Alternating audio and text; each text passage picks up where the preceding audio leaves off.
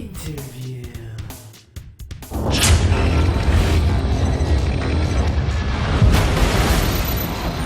Hey everybody, Sean McInnes here, down here in LA, where Activision has officially unveiled Call of Duty Black Ops multiplayer. I've got Daniel Suarez, the game's executive producer, here to tell us a few things about it. Daniel, thanks for joining us. Thanks, Sean. Great to be here. So one of the big features that you guys unveiled tonight was this new training system for the game, which sort of, takes players and eases them into the competitive multiplayer experience. Call of Duty multiplayer has grown a lot more elaborate over the past few years, and this sort of, helps people ease into it, right? Sure. Well, it's cool because combat training is not just a training device, it's actually its own unique game mode as well. So what combat training is basically a new multiplayer progression path. It is not at all tied to the competitive progression path, so you can play both. And the way that it works is that you basically go into multiplayer, you can pick the number of bots that you're playing against. You can actually play also co-op, which is a cool feature in and of itself that I'll get to in a second. But basically you can go in, you get a feel for the map, you get a feel for the guns, you can try out different guns, see what works for you, and you're just playing along. And it actually feels like you're really out there in the wild playing multiplayer, but it's not as frustrating to those people that are getting new into the system. Also, as you're playing combat training on the basic modes, you are getting hints about things that are happening when you're dying. So it'll detect and say, hey, use your grenades to do this, use this type of weapon to do that. This is a good location for this. And you'll also see that coming up on the menus as you're playing in-game. Now let's talk about the co-op component to it. If we were at my house, we could play combat training together. We could play split-screen combat training. If you're at your house, I'm at my house, and we're like, hey, you want to just shoot around for a little while? We can go in the lobby, start up a co-op match of combat training. And then we can invite all your friends to join us as well. It's a great warm-up before you get into Call of Duty multiplayer. I've always found it takes me one or two matches to kind of, work out the kinks. I've done combat training and then run into the match, and I'm doing my best I've ever done because I've oiled up, so to speak. Now, after you guys showed off combat training, you sort of made our jobs a lot easier by distilling the presentation into a simple theme: customize, create, and compete. Talk to us about the three pillars of the game and what they mean for Black Ops multiplayer. So, traditionally with Call of Duty, you add more weapons, more maps, more kill streaks, more perks. And we did that this year, but Call of Duty's become such this giant sort of mass phenomenon with players around the world. We needed to do more. The expectations have been set very, very high. So the team said, okay, where are the areas that we really can expand on? And we were looking at a bunch of different things, people making videos on YouTube with all the sort of crazy stuff they were doing in terms of their kill streaks and their night kills and all that kind of stuff. And then we were seeing people saying, look, I want to have more identity in the game than just the emblems and the call tags that I unlock. So we really sort of focus on those three things. The compete really gives you the essence of the combat training, the wager match, and all that kind of stuff. So Dan, the Call of Duty series sort of made popular this notion of experience points in a first-person shooter, working your way up that level tree, unlocking things like that. Now you guys are sort of taking it in a new direction this year by adding currency, this whole economy to the game. Explain to us what that system is all about and how the idea originated. Well, currency really is all about player choice. This is how the idea originated. We wanted to give players more choice in how they ranked up.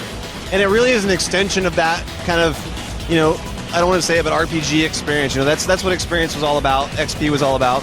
But it's another layer of that. You still have XP, you still rank up, you still unlock things.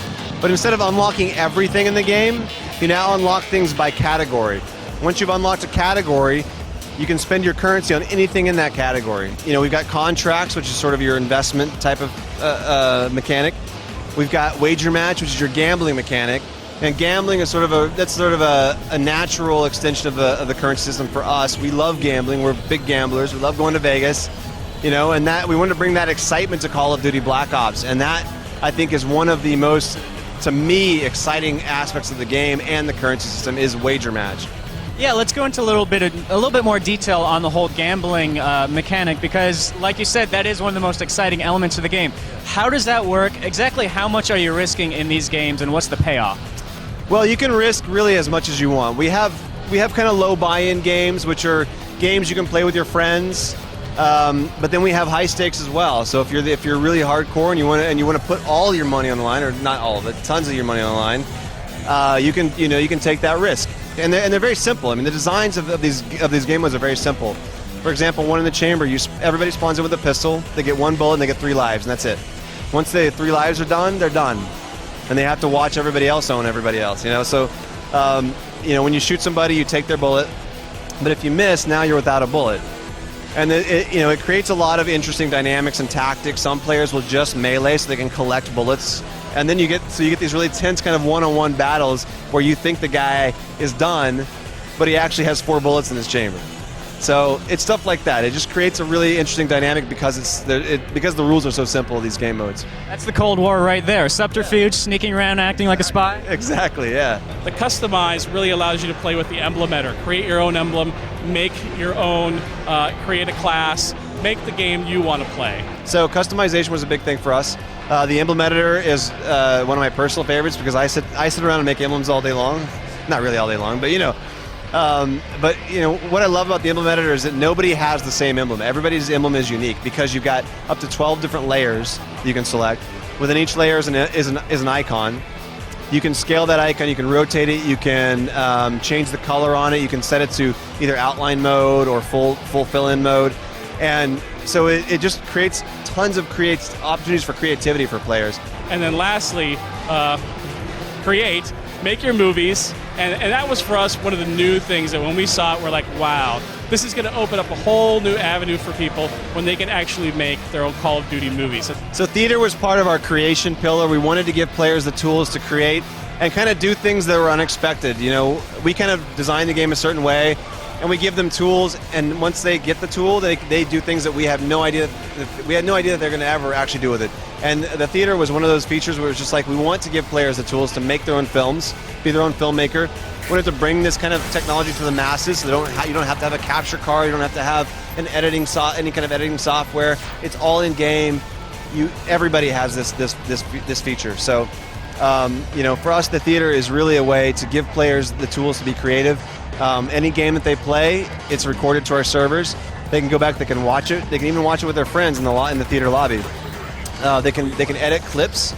We have transitions between clips. You can view any player's perspective from first person to third person. You can also go into free camera. So you can kind of tell, like, this is going to give the Machinima community a ton of tools to work with. It's also going to give just the casual player a way to make their greatest hits reels or whatever they want to do. It's going to give the competitive community a way to observe and view the games they've played, to see how other players play in those matches, and they can learn from their mistakes. So I'm super excited about this feature. Cool. Now, obviously that sounds like a very cool feature. Another cool feature that's going to be of interest to PC players is that you guys recently announced mod support and dedicated servers. How did you guys arrive at that decision? How did we arrive at that decision? A very, very vocal community. We want dedicated servers. We want mod tools.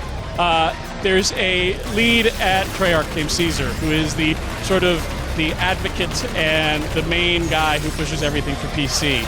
And from day one, he was like, look, we need to do this. This is critically important for the PC community. And he has been really their advocate from day one.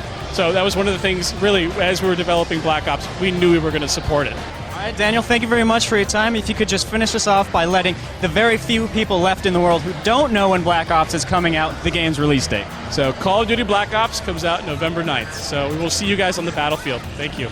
There you guys have it. That's your look at Call of Duty Black Ops. Keep an eye out for more coverage.